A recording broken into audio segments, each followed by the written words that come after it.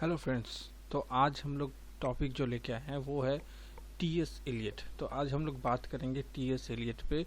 ये पायनियर थे modern writings के, मॉडर्न ज़माने की मॉडर्निज़्म के राइटर थे और ये बड़े ही ख़ास थे उस ज़माने में। उन्होंने बहुत अच्छी अच्छी कविताएं लिखी है, एसेज लिखे हैं और ये साहित्य की दुनिया के एक चमकते सितारे माने जाते हैं, अंग्रेज़ी साहित्य के खासकर। तो इन्होंने ऐसा क्या कर दिया? तो सबसे पहले तो हम उसका थोड़ा सा शुरुआती बारे में उनके जान लेते हैं, उनका नाम के बारे में, उनका इंट्रोडक्शन जान लेते हैं, सीधी बात है।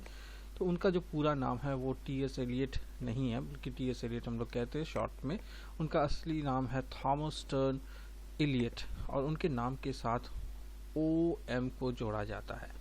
ये O.M. को क्यों जोड़ा जाता है? क्योंकि यहाँ पे आप लोग देख रहे हैं एक मेडल है और इस मेडल को प्राप्त करने वाले को कहा जाता है ऑर्डर ऑफ मेरिट। इसका सम्मान है, जैसे हमारे यहाँ पे भी पद्मश्री दिया जाता है, उसके बाद भारत रत्न दिया जाता है, उसी प्रकार ये इंग्लैंड में दिया जाता है, इंग्लैंड में। ठीक है, तो उनका जन्म कब हुआ थॉमस टर्न एलियट का, या फिर आप लोग कहें टी.एस. एलियट का, तो 26 सितंबर को हुआ था 1888 और उनका देहांत हुआ 4 जनवरी 1965 में, 1965 में।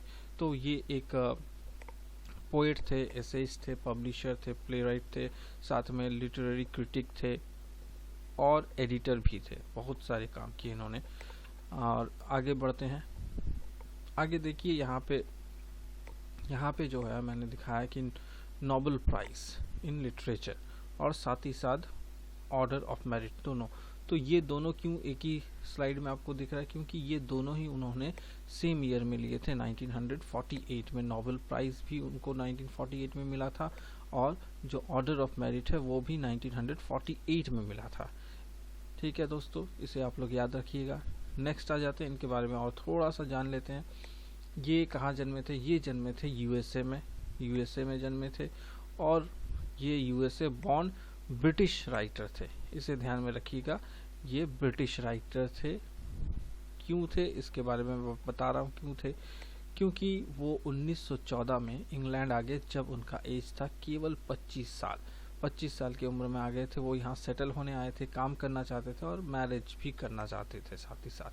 और उन्होंने 1927 में ब्रिटिश सिटीजनशिप ले लिया था, मतलब वो वहाँ के नागरिक बन गए थे ब्रिटेन के। यानी जब वो 39 साल के थे, 39 उनका एज था, तब वो यहाँ के नागरिक बन गए।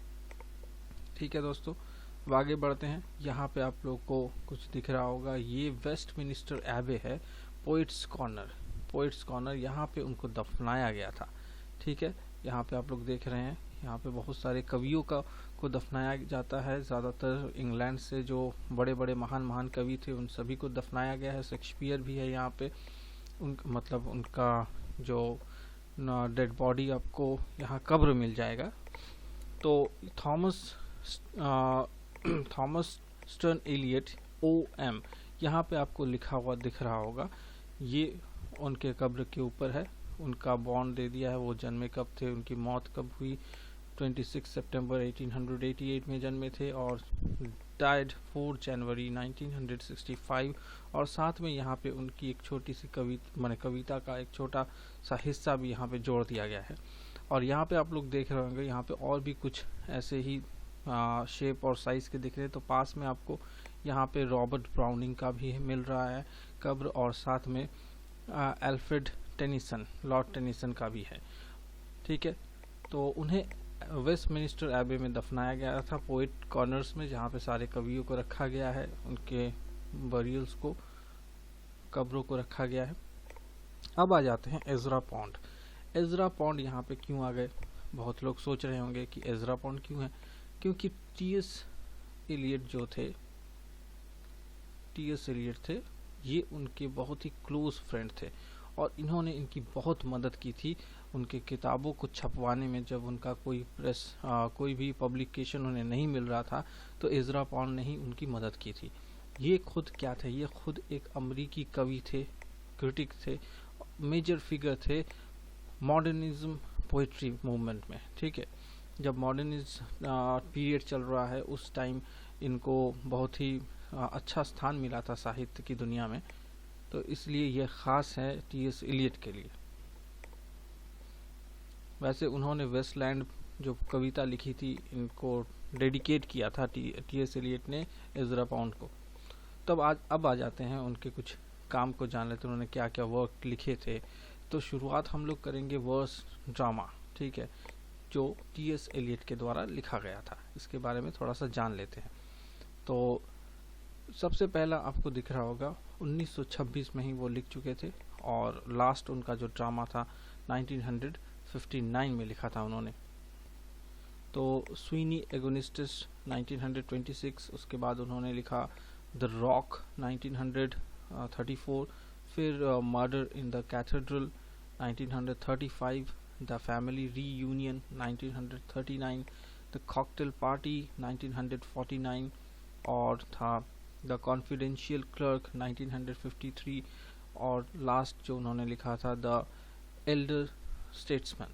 तो इसमें से एक कुछ पॉइंट मैं आपको बता देता हूँ कि उनका जो सबसे फेमस वर्क है ड्रामा में, उसे माना जाता है मर्डर इन द कैथेड्रल को, ठीक है, इसे ध्यान में रखिएगा। ये उनका बेस्ट ड्रामा माना जाता है, मगर ये उनकी मृत्यु के बाद का माना जाता है।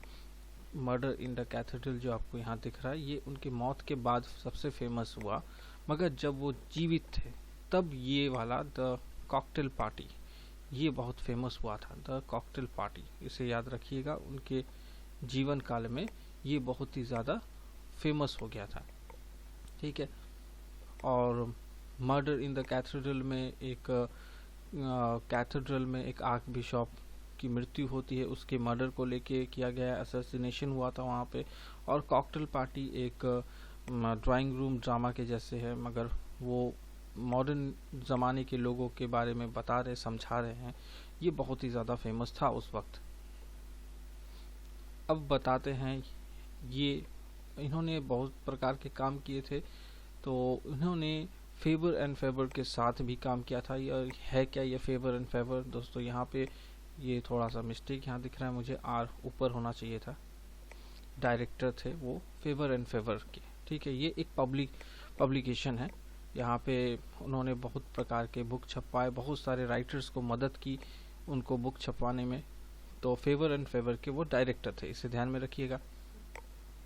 क्वेश्चंस ऐसे भी आ सकते हैं, ठीक है। जो लोग नेट की तैयारियां कर रहे हैं उनके लिए बता दूं, जो यूजीसी नेट की तैयारी कर रहे हैं वो अगर इन सब बातों को ध्यान में रखें तो उनके लिए बहुत ही अच्छा होगा। कि जैसे आप लोगों से पूछा जा सकता है कि फेवर एंड फेवर के डायरेक्टर कौन थे, या फिर टी.एस. एलियट कौन से पब्लिकेशन में डायरेक्टर थे, ठीक है। अब आ जाते हैं द क्राइटेरियन के बारे में जान लेते हैं। ये क्राइटेरियन क्या है? क्राइटेरियन में वो खुद ही एडिटर थे, ठीक है। Criterion was a literary magazine created and edited by T S. Eliot. इसे ध्यान रखिए, यहाँ पे देखिए टी.एस. एलियट ही यहाँ के खुद फाउंडर है। क्रिएटर मतलब फाउंडर है, और खुद ही एडिटर भी है, ठीक है।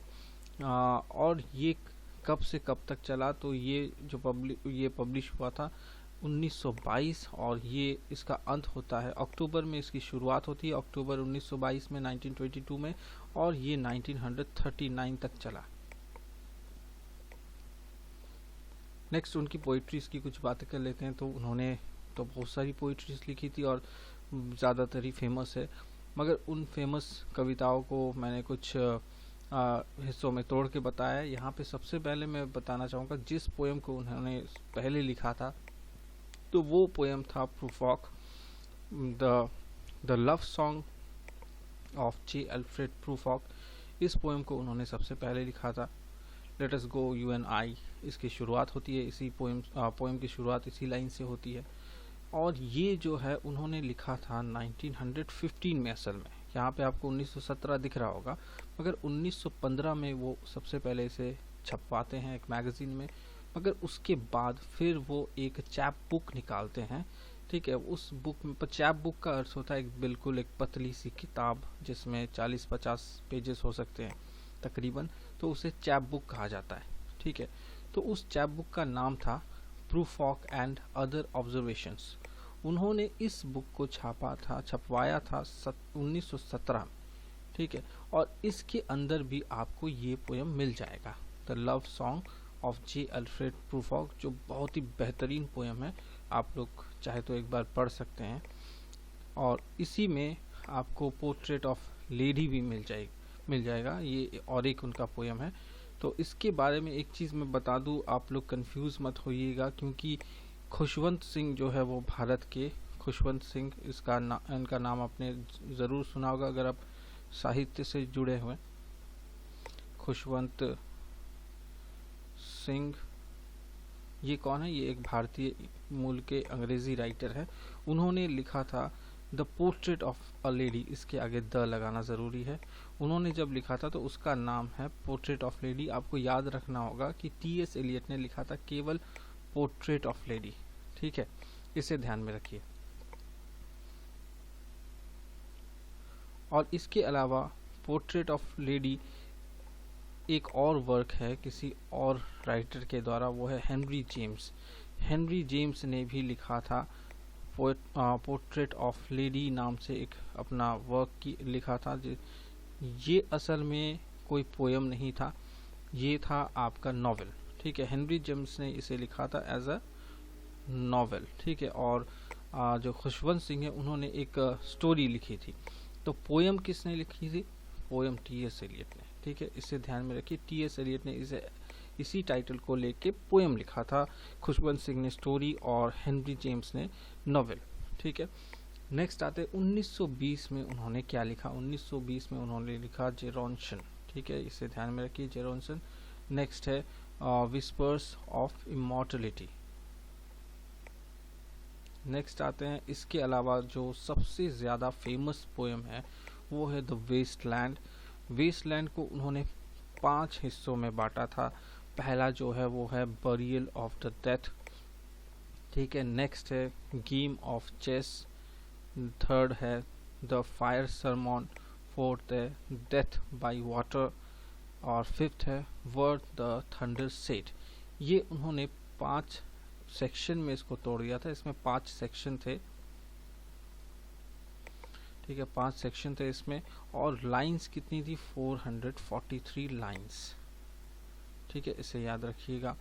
तो नेक्स्ट आते हैं, इसको उन्होंने कब लिखा? 1922 में लिखा। ये बहुत ही ज़्यादा फेमस है दोस्तों, आप इसको बिल्कुल भी नकार नहीं सकते, इसे छोड़ भी नहीं सकते। अगर आप साहित्य से जुड़े हैं और अगर आप नेट का एग्ज़ाम देना चाहते हैं तो आपको इसे पढ़ना ही पड़ेगा, ठीक है।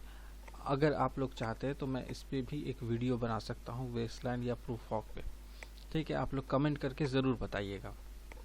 नेक्स्ट है the hollow man 1925, the Ariel poems 1927, मतलब 1927 से लेकर 1954 तक उन्होंने इसको छपवाया था। इसमें कुल 6 पोएम्स आते हैं, ठीक है। नेक्स्ट है ऐश वेडनेसडे 1930। ये पोएम एक प्रकार का कन्वर्जन पोएम है। जब उन्होंने अपने धर्म का परिवर्तन किया था, वो जिस धर्म से थे वो बदल जाते हैं एंग्लिकन, ठीक है, एंग्लिकन क्रिश्चियनिटी को धारण करते हैं। तो जब वो बदलते हैं तब 1930 में इसके ऊपर एक कविता भी लिखते हैं, तो इसे कन्वर्शन पोएम भी कहा जाता है। तो अभी आते हैं उनके कुछ खास एसेस के बारे में जान लेते हैं, निबंध उन्होंने क्या क्या लिखे थे। तो इनमें से सबसे ज़्यादा फेमस जो निबंध है वो सबसे टॉप में मैंने रखा है, tradition and the individual talent. ये बहुत ही खास है, 1919 में उन्होंने लिखा था। उसके बाद आ जाते हैं हैमलेट एंड हिज प्रॉब्लम्स। ये हैमलेट को तो आप लोग शायद जानते ही होंगे। हैमलेट शेक्सपियर का लिखा हुआ एक प्ले है जो बहुत ही फेमस प्ले है। तो उन्होंने इस कैरेक्टर के ऊपर बहुत प्रकार की टिप्पणियाँ दी है, उसी को आप इसमें पढ़ सकते हैं और ये भी नेट की तरफ से बहुत इंपॉर्टेंट रहेगा। नेक्स्ट आते हैं मेटाफिजिकल पोइट्स उन्होंने लिखा था। नेक्स्ट है द फंक्शन ऑफ क्रिटिसिज्म, किस प्रकार क्रिटिसिज्म करना चाहिए, ठीक है, इसके ऊपर उन्होंने लिखा था। तो दोस्तों इसी के साथ साथ ये वीडियो यहीं मैं समाप्त करना चाहता हूँ और आपसे गुजारिश है कि प्लीज़ हमारे चैनल को सब्सक्राइब कीजिए, लाइक कीजिए, शेयर कीजिए और साथ ही साथ हो सके तो कमेंट भी कीजिए। अगर आपको वीडियो पसंद आया हो तो ज़रूर लाइक कीजिए, अगर नहीं आया तो कोई बात नहीं, अगली बार कोशिश करेंगे और भी अच्छा बनाने की। तो तब तक के लिए धन्यवाद, मिलते हैं अगले वीडियो में।